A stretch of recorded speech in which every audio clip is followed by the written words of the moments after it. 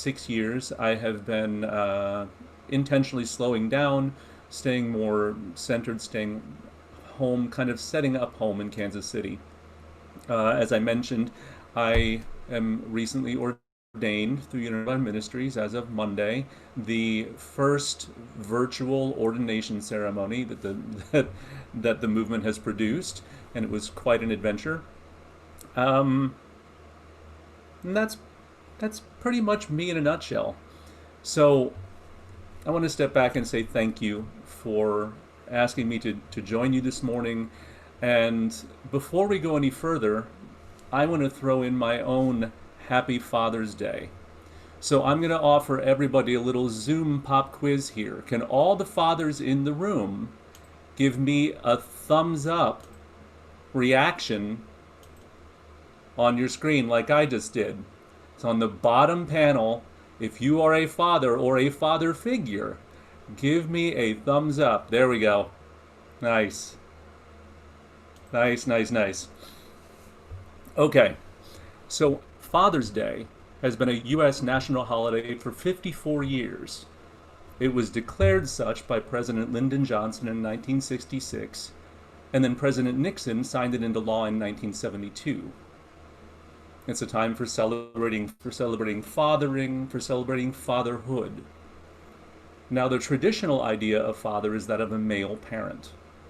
And the relationship each of us has or had with this parental figure is probably quite varied. So rather than focusing on the male parent figure outright, of which Scripture contains many examples and this talk could go many different ways, I'd like to turn our attention to the broader idea of father figure, or father as an archetype.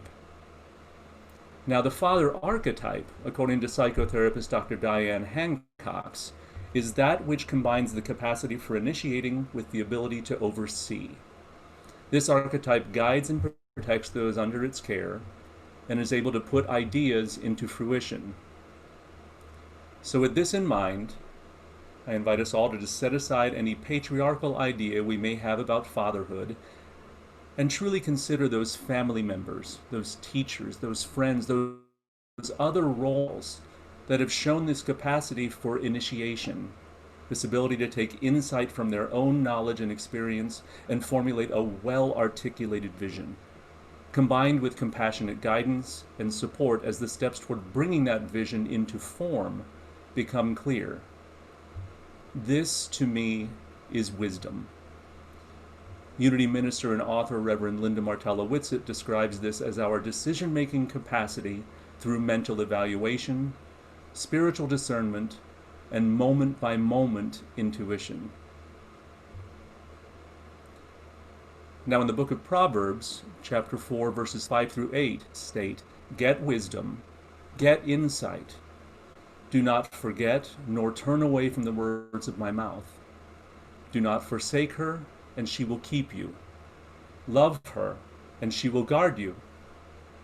The beginning of wisdom is this. Get wisdom, and whatever else you get insight. Praise her highly, and she will exalt you. She will honor you if you embrace her." Now, the her being referred to here is indeed wisdom. In the Hebrew scriptures, the choice was to refer to wisdom in the feminine. The book of Proverbs is one of the wisdom texts from the Old Testament. And rather than being focused on Israelite history, these texts were intended for educational purposes. The wisdom texts are meant to invite reflection, invite a deep consideration of how one interprets the world, and with implications on how one is to act in this world. Now, if we've ever been in need of tapping into this inner father archetype, this inner father figure, it is now. We have been individually and collectively catapulted to a new way of daily life as COVID-19 makes its way around the globe. And in its wake, a politicization of self-care has risen. To wear a mask, to practice social distancing, or hold a differing opinion about reopening is not an act of consideration, but a political position that generates division, social inequity toward people of color, and a resistance to taking a good hard look at the systems which hold that inequity in place in our nation around the world drive even deeper wedges into the hearts of our communities. Senseless deaths, needless suffering, and a seemingly endless barrage of infighting seem to swell on a daily basis. And regardless of your personal belief on any of these matters, the division we see in the world is staggering. And the way out of it toward the oneness I believe we seek seems elusive, if not impossible to achieve. So the first question may seem to be, what kind of world do you want to see? But I'd like us to go a bit deeper. What kind of world do you truly believe is possible? And what role are you willing to play? How willing are each of us to father some aspect of this world we desire?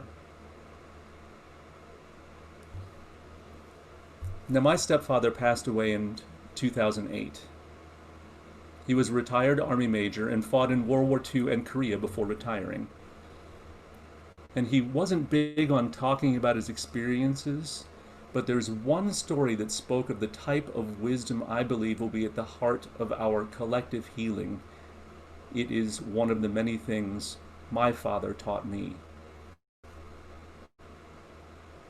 While in Korea, he and the men he led were moved quite quickly and with little notice from zone to zone. Now, their firm command, according to the U.S. Army, was to take any and all rations that could not be transported and make them unusable. They were to dig a trench, throw the food at the bottom, then cover it with a layer of inedible waste and oil and gasoline so that local families could not come and scavenge supplies. He told how during their time in a zone, he would see starving families scrape through the daily waste for some bit of food that they might share. And even in a time of war, this was not the type of world my stepfather's experience and insight desired for anyone. So one day after orders came to move, he quietly instructed the soldiers in his charge not fully follow the general command. He ordered them to still bury the food following protocol, but not cover the food with inedibles.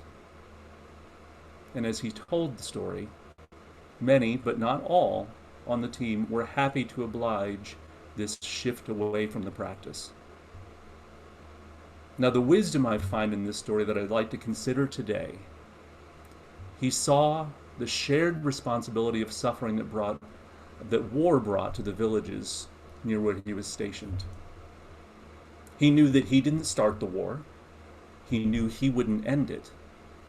But he chose to do something where he could. He evaluated the situation and discovered how he as a leader was accountable by following the procedures in place. And inner wisdom guided him toward a way to offer relief for the issue at hand, and gave him the strength to willingly face the consequence choice. Now, as we continue to navigate the uncharted waters ahead of us, I believe the first critical element for fathering the world we wish to see lies in taking responsibility. Now, this is a tricky one, because we have to remember that we are not personally responsible for the state of the world, only our part in it. And as a collective, we have to keep in mind the kind of world we desire, but not become attached to exactly how it will come to pass. I like to say it's allowing personal insight to offer foresight, to discern the qualities of the world we wish to create and act on seeing those qualities into fruition as we are able. For me, one of these qualities is equity, one where everyone has full access to all they need to live healthy, abundant lives. Now, so you understand this is already ours in the realm of divine idea, but in the physical world, This remains a quality, a vision, which I hold dearly. Proverbs 4 tells us to listen closely to the wisdom of Spirit, and it will bring insight. Holding to the qualities of the world we choose to see without judgment as it unfolds allows each of us to discern what is ours to do in any given moment. So a healthy question here might be, how can I know it's God guiding me and not just individual will? And my answer is that if what you are guided to do brings you peace rather than confusion or fear or worry,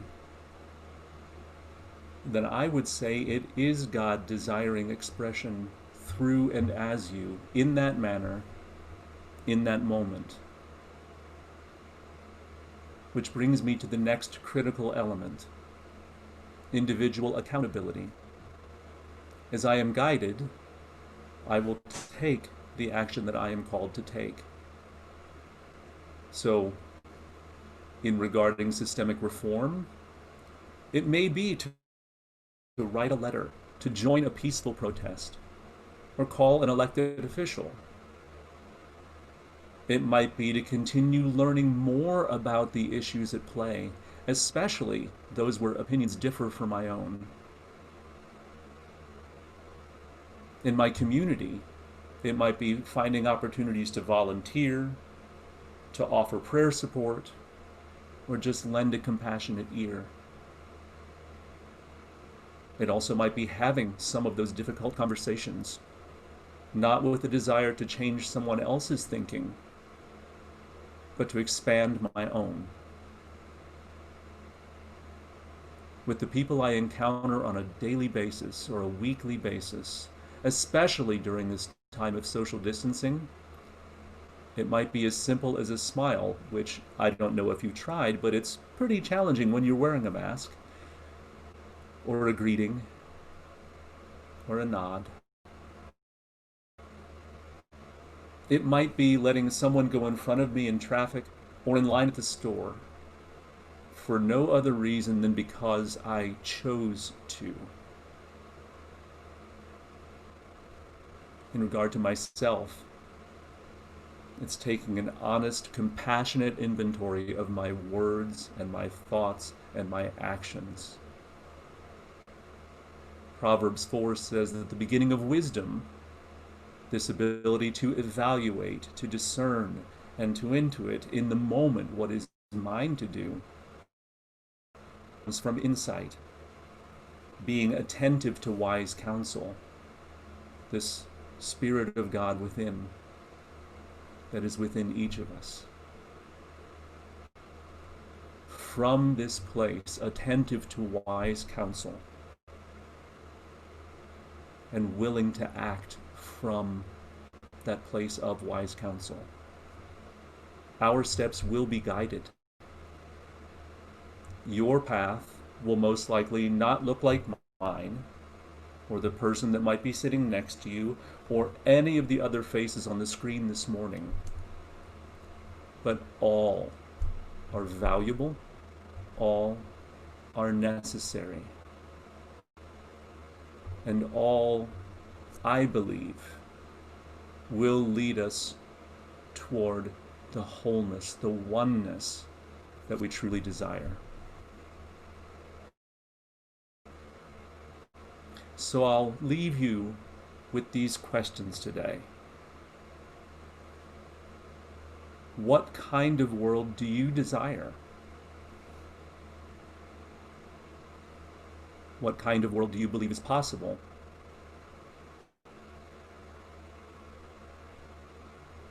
What role are you playing in making it so? And what role might you be willing to play in fathering that vision? Are you willing to allow your insight to offer foresight into creating a world that works for all?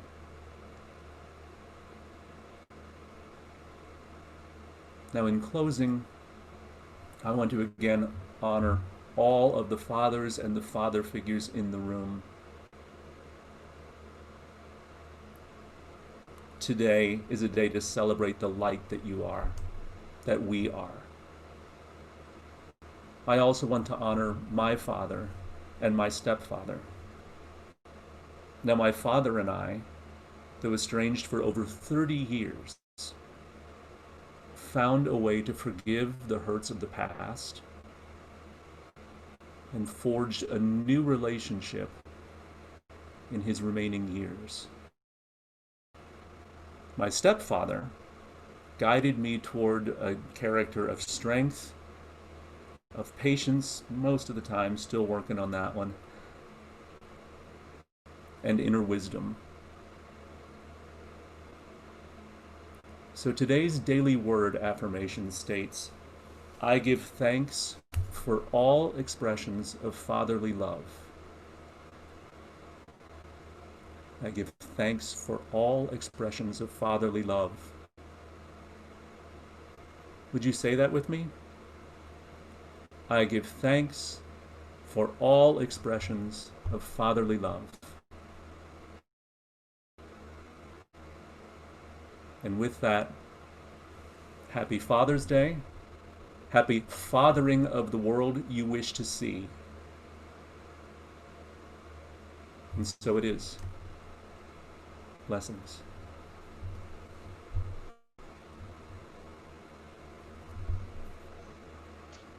I'm verklempt. Do Yeah. you want to talk? David, that was so wonderful and so appropriate for today in so many ways, and it's astounding. So thank you so much for that. We also, I also see it as completely linked to some other talks that we've heard from Paul and Victor, and around worldviews that are embracing all of the spirituality that we continue to get from everybody. So thank you for that. We're going to play a song that you wanted us to play now, and is that okay? Do it that way, and then a meditation. Absolutely. I think you'll start to hear the song and know why I picked it. So Okay. Here we are. Very good. It's coming right up.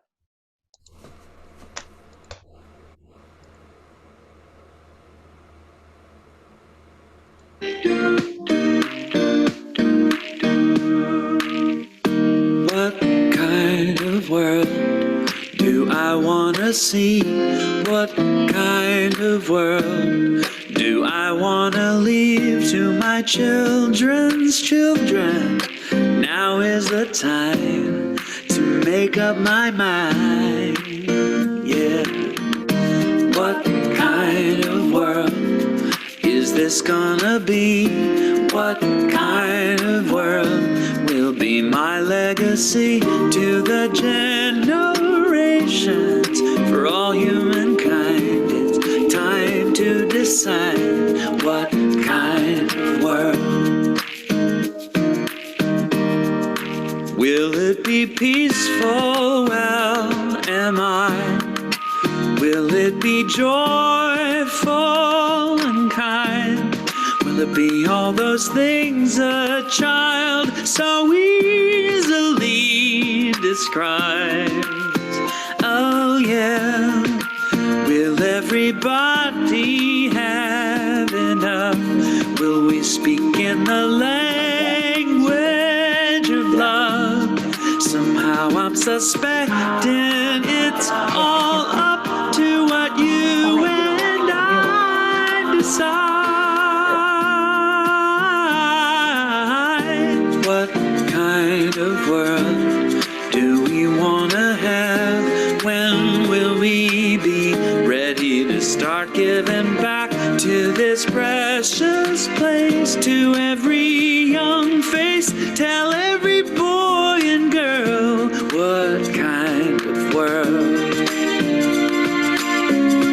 Whoa.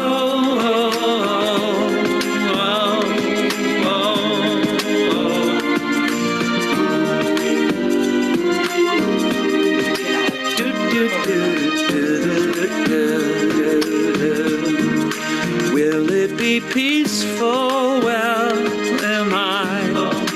Will it be joyful and kind?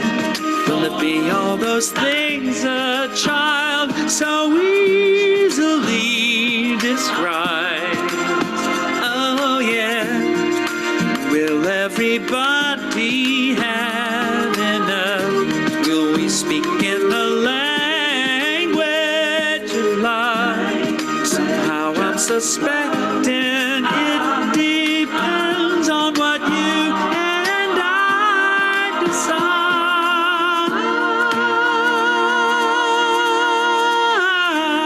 decide. What kind of world do we want to have? When will we be ready to start being that for this precious place, for every young face? Tell every boy and girl what kind of world.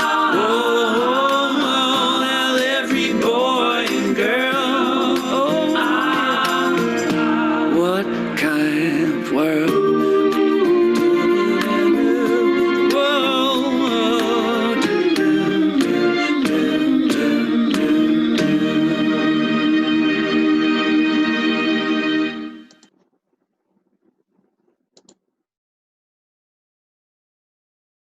Yeah, Yeah. David, beautiful, beautiful Perfect. choice of a song. Thank Perfect. you. And now a meditation. Yes. Yes, yes, yes.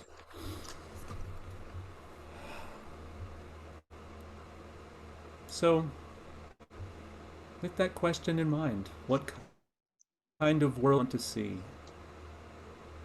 I invite everyone to just take a deep breath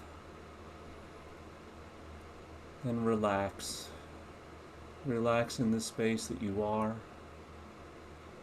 Relax in the love that you are. Relax in the wisdom that you are.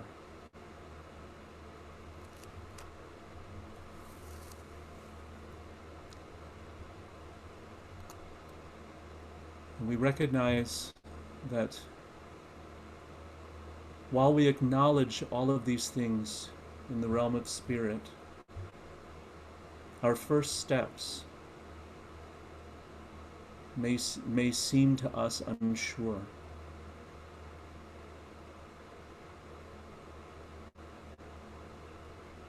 This is where we rest. This is where we rest in our wisdom. Know that our steps will be guided. And as we continue in meditation, I'd like to work with a prayer written by Martha Smock from her text, Listen, Beloved.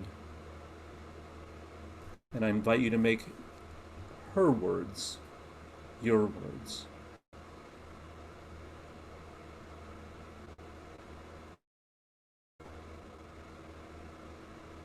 In regard to all that lies ahead, I have faith in you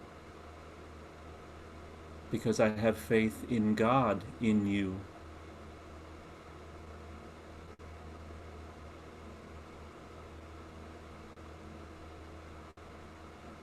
I do not pray for you to be better than you are. I pray for you to be as good as you are.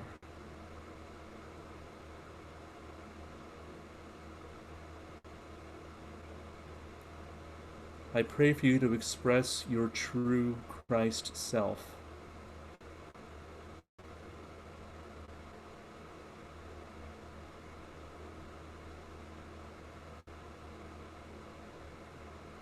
I do not pray for you to be happy in the way I think your happiness lies. I pray for you to follow your indwelling light, which always leads to fulfillment and happiness.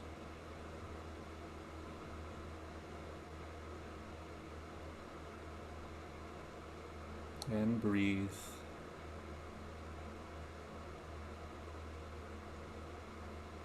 And relax.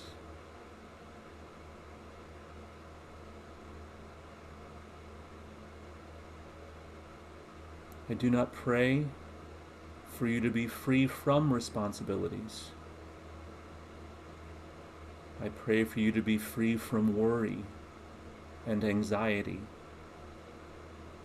I pray for you to be the fearless, wise, confident, capable being that you are in spirit.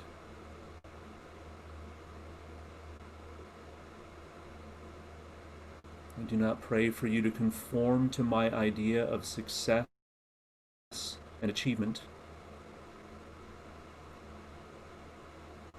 I pray for you to express and expand your God-given abilities and talents in your own unique, wonderful way.